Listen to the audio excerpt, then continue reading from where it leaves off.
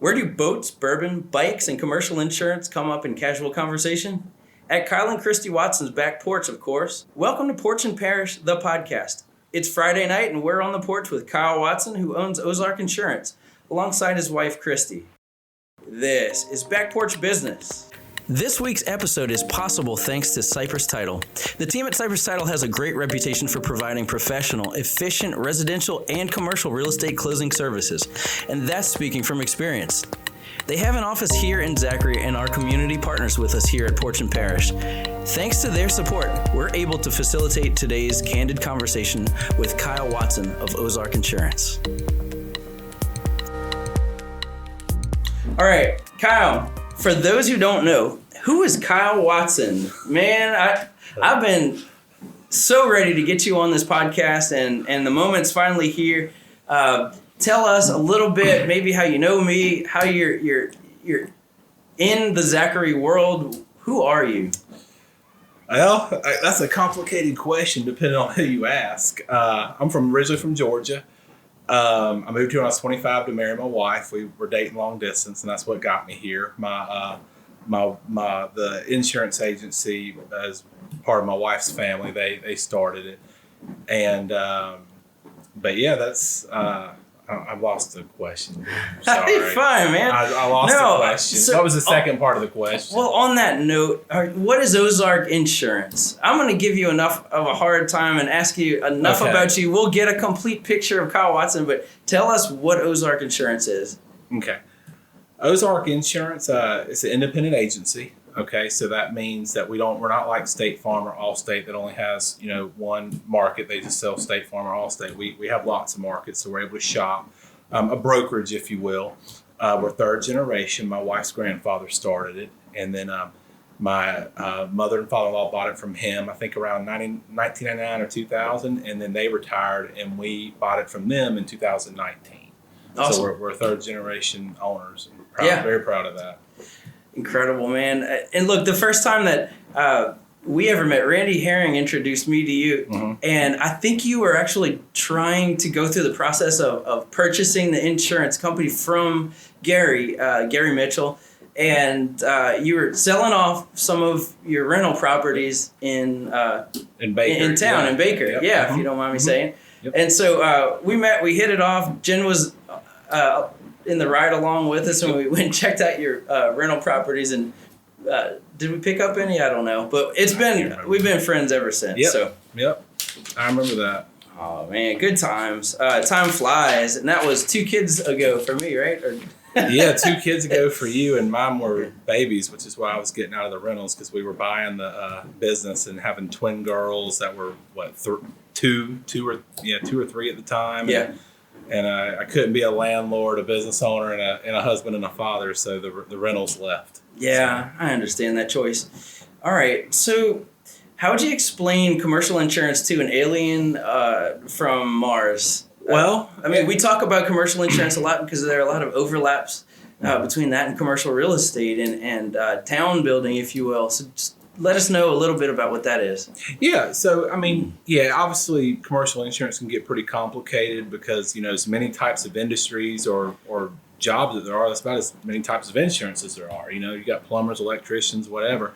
So like if I was explaining to somebody who had not had a clue, I would just say, if you owned a business, doesn't matter what type of business it was, and you are at risk at getting sued, which is any kind of business can get sued, that's what general liability and business insurance is for. And then obviously if you own a building or lease a building, then part of that is your property coverage, which insures your stuff, just like your homeowners. Mm-hmm. So that's the scaled down version. It protects your property, your assets, whatever, and it also protects you in the event of a lawsuit.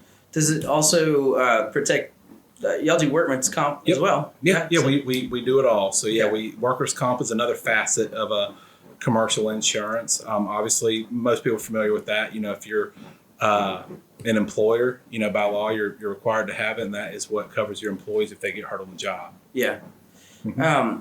And you guys also have a personal lines side. You're over commercial yourself, but within your office, y'all have a big team on personal Yeah, lines. yeah. We're growing over there steadily, but yeah, we do have personal lines insurance. All it's what you would think. It's home, auto, all the toys. That's what we call RVs and jet skis and boats and motorcycles. We call those toys in the insurance world. And so, but yeah, we do all that as well.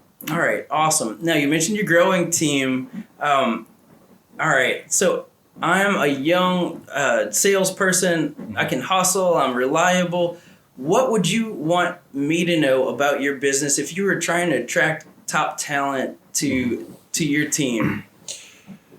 Well, you kind of hit the nail on the head when you said hustle. I mean, insurance, I don't know of a more dog-eat-dog industry than insurance, because everybody wants the best coverage at the lowest price, and sometimes the best coverage isn't the lowest price, and sometimes the lowest price isn't the best coverage. So what I would tell a young professional that was trying to get into the industry is spend a lot of time knowing your stuff.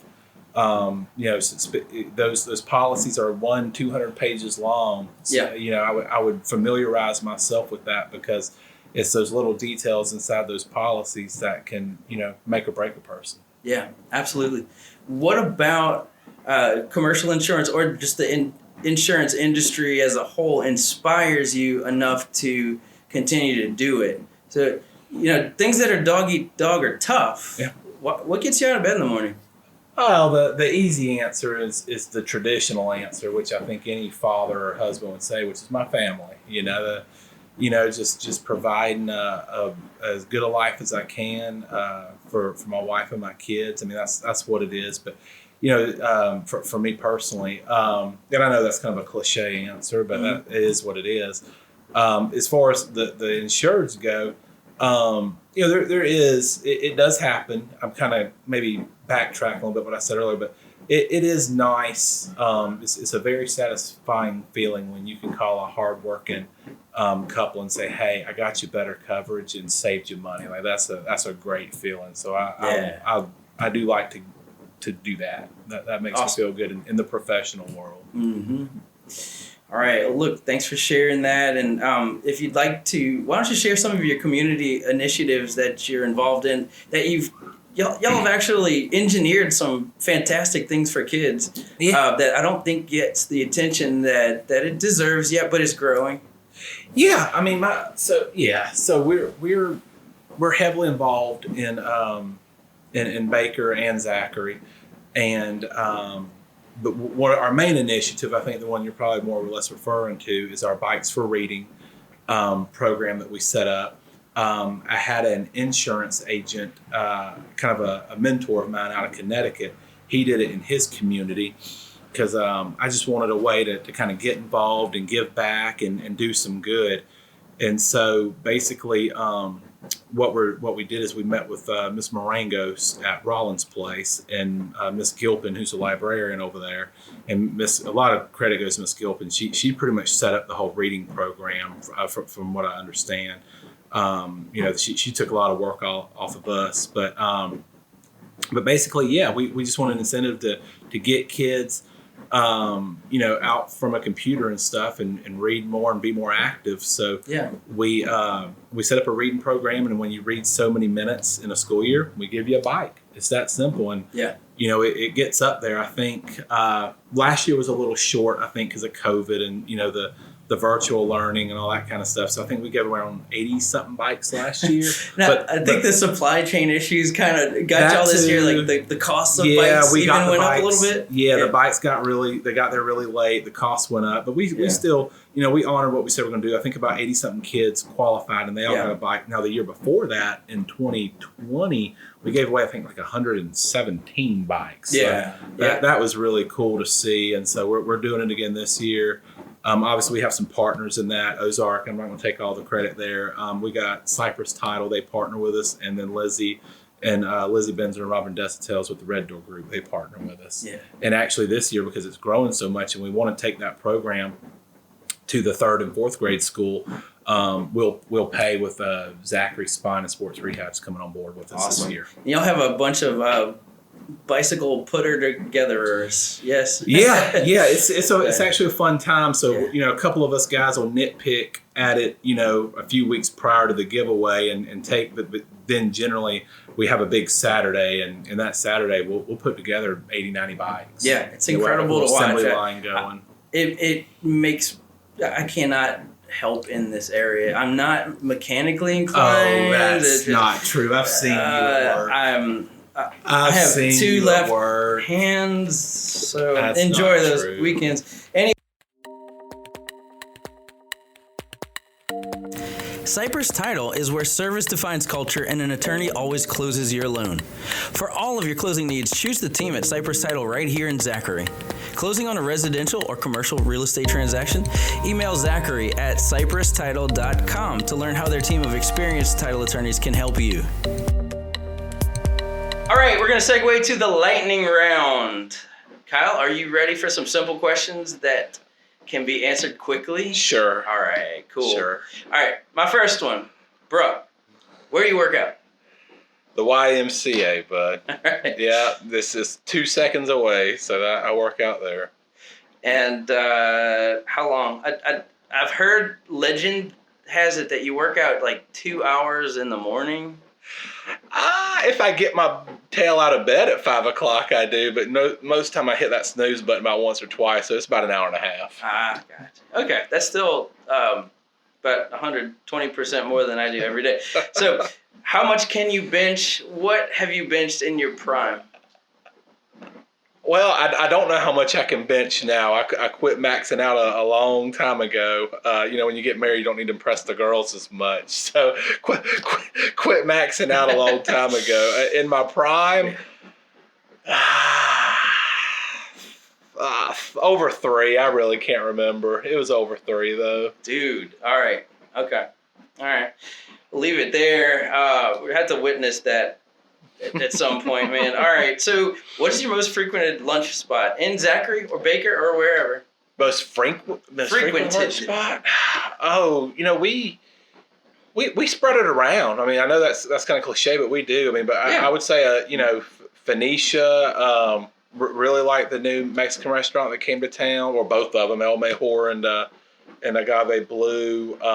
Keep going. Go to Oishi. I mean, there's some other Mexican restaurants that you can patronize too. Yeah, right? we go to all of them. Right. Especially El Agave. We do like El Agave too. Cool. El Agave is nice because they get you in and out pretty quick. Yeah. So but yeah, we like Oishi, the sushi place. We're kind of everywhere. Love Jim's. That's actually in Baker. Jim's Smokehouse. That's really good. It's kind of a little hidden little gym in Baker. Yeah, if you've never been to Jim's, it's fantastic. It's not much to look at from the road, but it's understated and it's really good. We enjoyed Mavericks a lot too, but I guess they changed their hours, so you can't really go there at lunch anymore. That kind of broke my heart a little bit. But we do like Mavericks. Yes. Zachary's kind of had to battle with this perception that it's a bedroom community, and maybe it still is, meaning people go to work and then they come back here at night and go to sleep. So our lunch scene, it's like we're on the cusp of having a full-time workforce here at lunch. So anyway, here's what I like to ask. I asked Thomas this. Disney movies. Have you ever cried at a Disney movie while watching with your kids? No. What? No, come on, seriously. No, my wife tells me all the time my tear ducts don't work, so I'm not much of a crier. But no, I've never cried at a Disney. But I will admit I do like watching Disney movies with my little girls. All right. I do watch them and I like them. You're a liar. On multiple levels. All right. And finally, how do you like to spend a Friday night in Zachary, Louisiana? Oh, normally we take the girls out to eat on Friday night. They're 5, so they think restaurants are the coolest thing ever. And they don't care what it is as long as it's not home. So they just want to be taken to a restaurant. So we'll go out with them and take them home. And after that, you're pretty much probably, if it's a nice night out, you're going to find me on this porch with the fire going and probably watching some football or listening to some country music. And we'll have a couple friends over.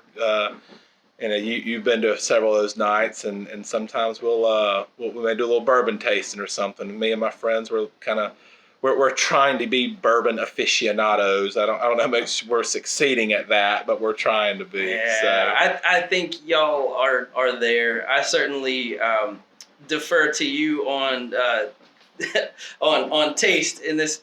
So without further ado, we've got a little bit of bourbon. You actually have a bourbon subscription that somebody gave you, right? Say Kristi gave that. Yeah. It's called Flaviar. It's just they send you little samples and kind of tell you what's in it and see if you can taste what's in it. It's kind of like just kind of see if you can get it right. So test your palate out a little bit. And we're gonna do that right now. So I'm a lightweight. let's break that open and see if we can see what we taste. And there's this little card that goes with it that actually tells you what you're supposed to be tasting, right? Yeah. Okay. Let's see here. And who made that cutting board under it? Your best buddy in the world. Bill made this. My buddy Mike Gennaro, who's went from being a carpenter to a podcaster. Barn Mill from the grave. Guru. Yeah. That's a pretty good pour, man. Very even. It's 1 ounce. I mean, there's just, you ain't out here to, just 1 little ounce, just enough to taste it. All right.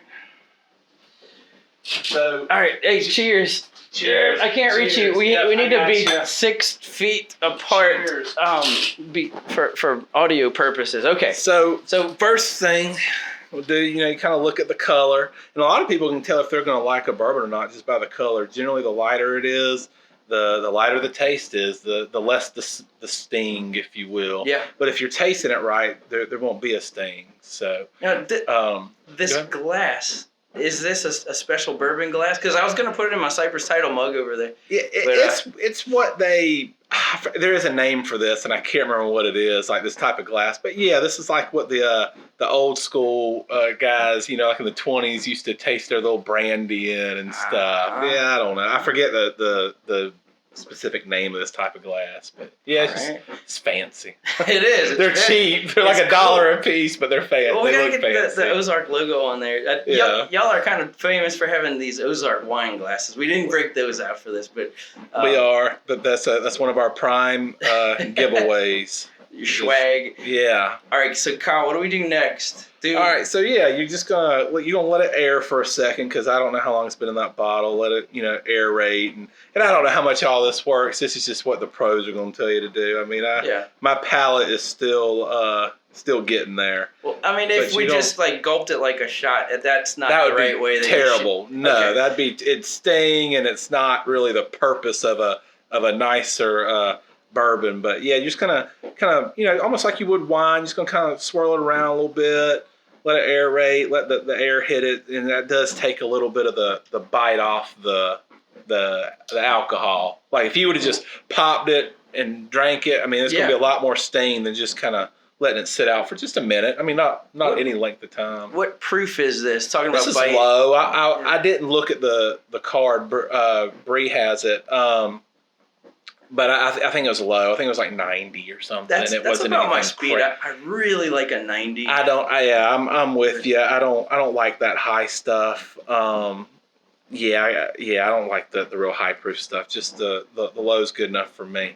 I mean, they make some high proof stuff that's really good, but it's more expensive, and it doesn't have the bite that a lot of the high proof stuff does. But this is much more my speed. So we're good now. Just good, yeah. Give a little give a little smell. That'll kind of start getting your palate ready. So they say. And so they say. I mean, the first little sip's going to be the first little sip, but after that, it gets better. All right, you ready? Yeah. Wait. Do you cheers with a? Well, you're like 8 feet away. I already clinked glasses. What's the toast? What are we toasting? Do you want me to do it? You're way better with words than I am. I used to have an extremely bad stuttering habit as a kid, and so I went to Toastmasters. After college, I still didn't have it right. So let's put some of that to use. Okay. All right. So you raise your glass up. All right, buddy. And this one goes out to all of our people in Zachary, Louisiana, wherever you find community. And tonight we're finding it on the back porch at Kyle and Kristi Watson's house. Cheers to you and good health to you and your children and your family. Same to you. And your business. Same to you. Just a little sip. That's like 10 times better than any other sip that I've ever taken of bourbon because it was so intentional. And here I am, I'm going to start choking. I'm just going to put a little bit on your palate and just kind of roll it around a little bit on your palate, and then you're going to swallow it. You don't just swallow it like you would, like water. You kind of put a little bit on your palate, kind of, I don't want to say swish it around, but kind of roll around a little bit, and then that's how you're going to get the taste. Okay. That's how you're going to get the taste off of it. Yeah, you don't just immediately swallow it. Like if you want to taste the flavors. We're going to have to guess these flavors. And you have the cheat sheet, right? Bree does. And I can hardly talk after each sip. Oh, come on, buddy. It's not that bad. It's not that bad. All right. So. All right. Okay. All right. Just tell me when you're ready, okay? And then I'll.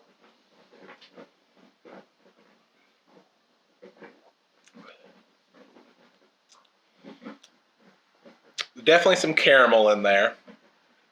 I'm getting like a black cherry. Black cherry. Now, caramel. I mean, I definitely taste it, but that 90-something% of your bourbons are going to have a caramel or vanilla. Definitely vanilla notes to it. Yeah. I want to say I taste some like maybe something that I think like some cinnamon. Okay. But again, cinnamon is a real popular flavor in bourbon, so that's not a surprise there. Hold on. I'm like part Basset Hound. I'm all about the smell. Like, I don't even have to taste something. I can kind of... There's a fruit in there, but I can't get it. Like, I'd say it's caramelized sugar. That's what caramel is. Shoot. I kind of smell. Embarrassing I can't for me. put my... like I said, I'm still a novice too, but I smell some... I can't put my finger on the fruit. I smell it, but I can't... It may be like a cherry or something like that. So I got about enough in it for one more sip. Let's see. All right, I'm gonna say smoky marshmallow, which I know is not on that sheet, but I'm gonna go with it because it sounds so clever.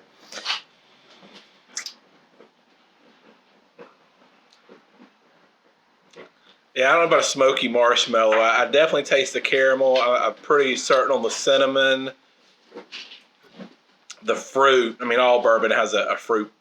Some kind of. I can't grab it though. I can't taste it. So I'm just gonna stick with my caramel cinnamon, which is really isn't going outside the box a whole lot there. That's a lot of your bourbons, but it's safe. Oh, our producer Brianna Smith has given us the card. Let's see. All right. Clove. Okay. Yeah. Caramel. The largest picture on this diagram is caramel. Spicy, woody, cinnamon, tangy, toffee, malty. Malt is a good description. I was thinking barley. So barley is what makes Scotch, and which is what that malty. That's also like your single malt. That stuff is all barley. I was kind of getting it, but I wasn't brave enough to say it. Clove is a good replacement for that cherry flavor. I wouldn't have guessed clove, but of course, like anything else, I definitely taste that clove now. So, because my wife is half German, and they use cloves in a lot of traditional German dishes. Mm-hmm. So I'm kind of in tune to what a clove tastes like, but I definitely taste that now that you said it. Yeah. Oh, man. All right. And then on the back it says bourbon whiskey, 46.5%. Yeah, so we said 90 proof. That's like 92 or So you something. doubled the percentage. Mm-hmm. 92, that's a nice percentage for me personally. Yeah. All right. Well, that was fun, man. Thank you so much for breaking out that whatever that vial was that you subscribed to. It's just a subscription. It didn't taste vile. It was great. So, all right. Moving on to page 20. No, as the moon comes out across the Zachary starting to get sky. nice out. All right. Bourbon has rules. You know this. I've heard you recite them before. But this next part is called 5 Rules and a Ruse. I'm gonna read out the 5 rules of bourbon, and you gotta find the falsehood in one of them. Lord.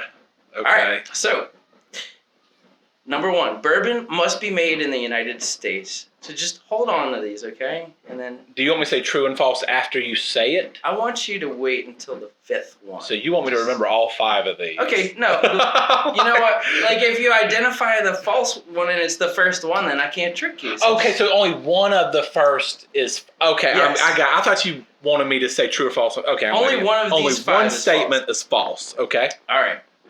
Start these sounds and overlay again. Number 1, bourbon must be made in the United States. True. The- I'm thinking. 2, it must be aged in a charred aged oak barrel. Number 3, the mash must be at least 51% corn. That's true. Number 4, whiskey cannot enter the barrel at higher than 125 proof. That's true. Number 5, distilleries cannot add anything except water. They can add water only to lessen the proof when necessary. Do you need me to read any of these over? It's either the charred oak one or that last one. I want to say I've heard that before at a distillery tour one time about the 125 proof. Charred, that's going to be false. That's the one that's false. Is the charred oak one, because I know lots of them are just Asian good old American oak, and the ones that are aged and charred, like they use that as like a marketing ploy, like this is aged in charred oak barrel. So I'm gonna go that's false. You got it. It's number 2. Okay. All right. So the falsehood is it must be aged in a charred new oak barrel. Okay. I just changed the one where it aged. It has to be in charred new oak. So I picked the right one just for the wrong reason. Got it. That's right. That's right, man. All right, that's how my wife picked me. Okay, believe it or not, we still have more questions for you. Kyle, we're going to change it up a little bit and give you an opportunity to ask me some questions. Oh, Lord. I've already seen the future, so let's take the night sky away, and we're going to go back to 5 o'clock when we first met you today and play a game we like to call Cornhole and Questions. Woo. You're going to go first as the thrower. Okay, hold on to your sack. And how long did you work in a prison? 6 years. Let the awkwardness begin. It has started. Your turn, buddy. Ooh, What you that got? was ugly. What you got? A ringer. It's a dead ringer. That's not even fair. You got to ask me a question. Okay. You can't even think. You're so frazzled. Question. Oh yeah, I can't even throw either. Apparently. 1 dead ringer and 2 air balls for me. Yeah. All right, I'm going to ask you another one. Okay. It's 3 to zip. 3 to zip. 3 to zip. Okay, we're playing to 7. Yeah, only the 7. No skunks. Kicking off again. All right, your turn, Kyle. Ask me a question. Question. Let's see. What's the strangest thing that you made at Barn Dog Mill? I made a spoon and like claw set for salad, and I think I sold it for like $7. It was probably a waste of time. Did you ever make a casket? Just for my pet, man. Do you Okay. really want to get into that? I mean, you said awkward question. All right. Okay, Kyle, I got one for you. All right. Where exactly are the Ozark Mountains? They're in Arkansas, aren't they? I think the St. Francois Mountains are in Arkansas, but don't they go into another state? Probably Missouri, if I had to guess. I don't know. I think it is Missouri. Okay. And Well, at least you know your product. That's good. Yeah. So, Your turn. all right. All right, your turn. It's horrible. All right. Should've done Well, some less windy if day. you have no questions, I'll ask you another All one. right, go ahead. Okay. So everybody knows that you have twins, right? Oh, ringer. If you had to say which one you kind of liked more, which one would that be? Which twin do I like more? I would say that Gracie is the most like me, but that's not always a good thing. All right. Which twin likes you more? Depends on who wants something at the time. What's the score, buddy? Question for you. Which child do you like the most? Not that I don't already know the answer. The newest one. Yeah. We reproduce a lot. We have 4 kids. Our newest one is John Robert. He was born 14 days ago now. Bobby. Uh-oh. Hey, there's no skunks. I already called it. But you busted. No, we're not busting. You're busted. We're playing bus. We're going to be here till twilight, everybody. Now, come on. All right, what's the score? It's technically right now it's 8-1. All right. I'm getting No. drunk. What are we busting down to? 5. See, this is I'd say how 5. it goes. All right. I'm I at would 5? say 5. Okay. Yeah. Technically. Nice. Hey. All right, so he ends up with a point. Actually, you just won the game. Oh, you weren't thinking. I wasn't thinking. Oh, okay. Can you should've- explain the I technicality should've for thrown people off. who aren't cornhole folks? Yeah, you can't bust. So we were playing a short game to 7. So he got 8, so I should have just thrown off and missed it, so he would have busted. Instead, I was talking and answering questions, so I threw it on the board, which made him go down to 7, which is what we were playing. And that's why we call it cornhole questions. And thank you for playing, pal. Okay, this next segment is called Ask It Forward. We've asked each of our previous guests to ask a question to the next guest. Does that make sense? Okay. So we're going to ask you a question that Chief McDavid actually asked you. He wouldn't let us just kind of ask a generic question to a surprise guest. He wanted to know exactly who it was. I bet he did. And so we were like, all right, it's Kyle Watson. So he says, let's see, what coverage do you have for the residents of Zachary, specifically related to natural disasters like hurricanes and storms? Well, what you want there, it's just a good homeowner's policy, you know?